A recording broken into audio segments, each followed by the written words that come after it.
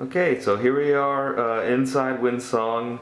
We're going to be starting from the front of the boat, working our way back. And what you're seeing here is the V-berth at the very front of the boat.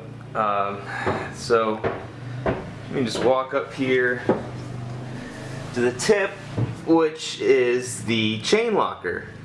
You can see here this bulkhead. I think I wrote about it a long time ago, how this bulkhead was rotten out, pretty much destroyed from leaks coming through in the chain locker. So I replaced it a long time ago, and it's all fiberglassed in. Just hit my head pretty good on the cabin top. You can see there, this is all faired down and sanded, but it's tabbed in. The plywood itself is coated in epoxy. You can kind of see some areas where I've sanded through that epoxy, but it'll be getting its finishing touches when I prime and paint the interior of the boat, which I'll tell you more about in a little bit. Up here at the very front of the boat is the chain locker. It's gotten a coat of paint. I painted a couple of these lockers a long time ago, but a lot of work has been done since, so they'll get a new coat of paint along with everything else. You can see some of the tabs for the bulkhead here, and you can see at the bottom of the chain locker I've left open a good sized hole, which I can open up if I need to.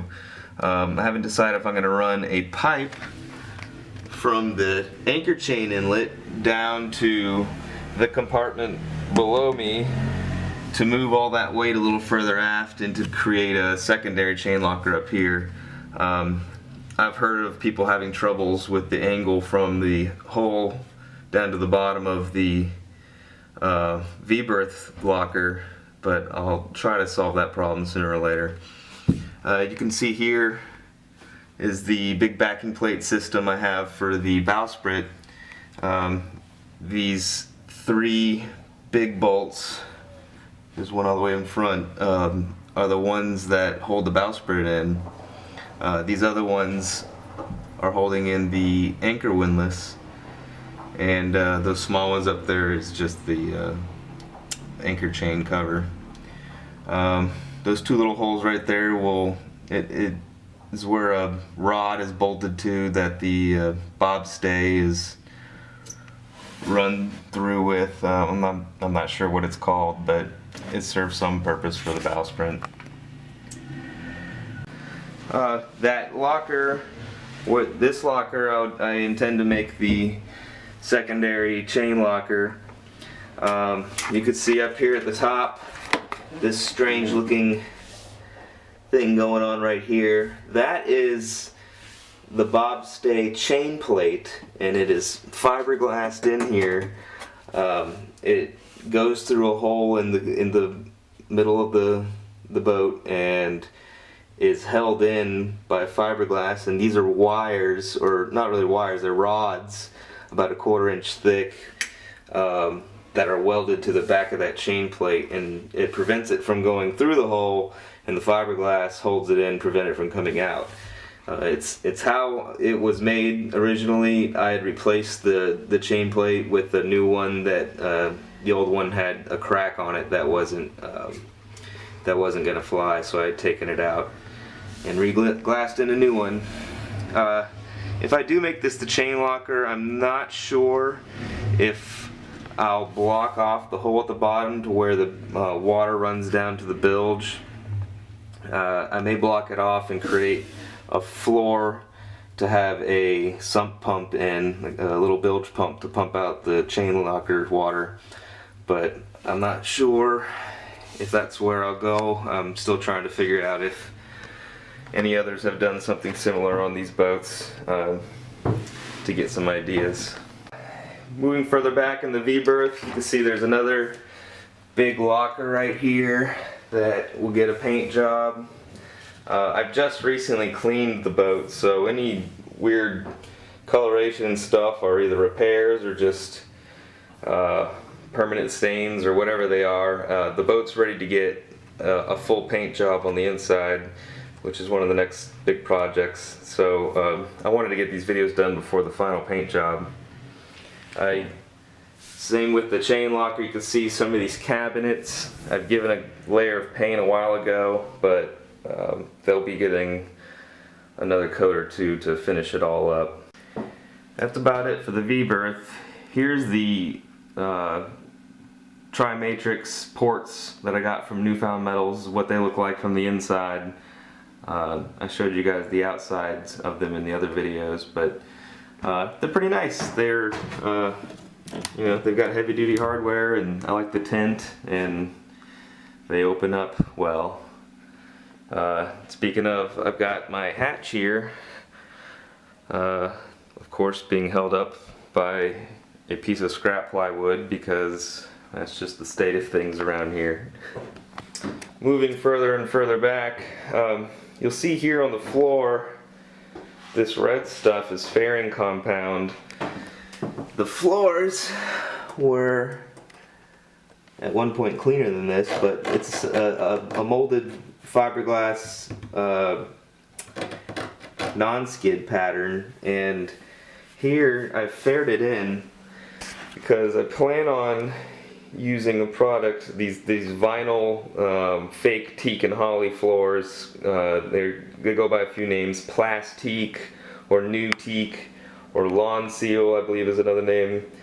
But anyways, I'm going to use that stuff. I saw it on another boat and was very impressed with it, and the guy was just finishing up a 20-year circumnavigation on a Downeaster 38 and said he wished he had that product for the last 20 years. So I trusted his word and abandoned my plans to reuse plywood for the floors, and am going with this stuff as it's more durable. But to get a good bond on the non-skid floor, I needed to fair up this area that the flooring will go on. This area is the head, and that's the shower sump. I'm just going to paint the non-skid and make it look good again. A teak grate goes right there, and of course a lid on that access to the build.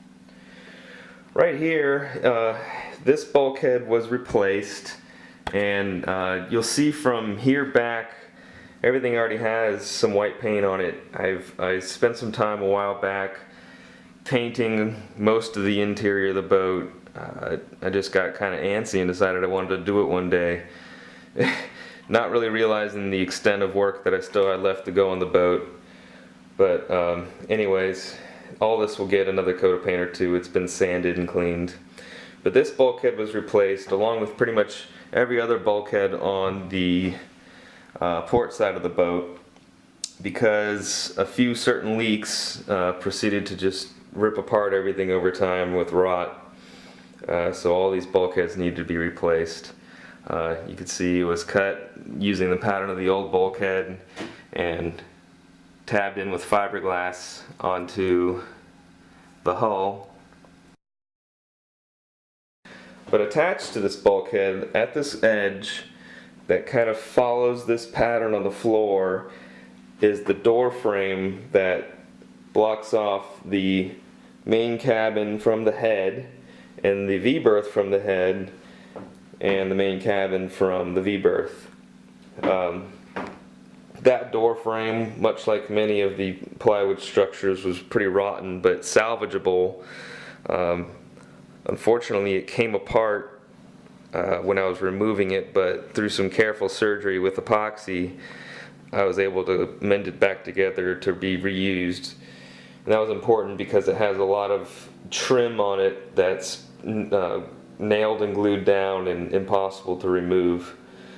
So I'm happy I got to reuse the door frames, and I fitted them, but I only fitted them with the idea of using plywood floors instead of the lawn seal.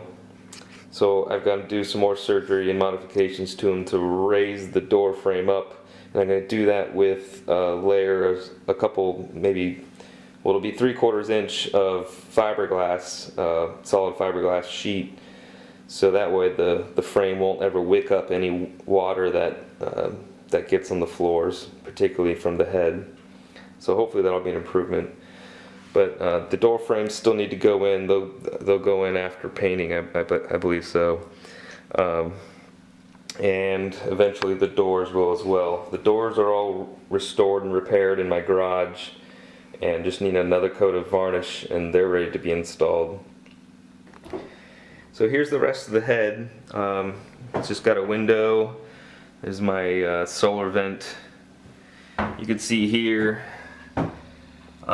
it's a backing plate it bolts for a pad eye on the deck. And you can see I used 1/4-inch aluminum for the backing plates. So working down, got a window. This will be a cabinet, or was a cabinet, that was also rotted away from the water intrusion, and I'm rebuilding that cabinet in the garage. The countertops will get a new layer of Formica or something.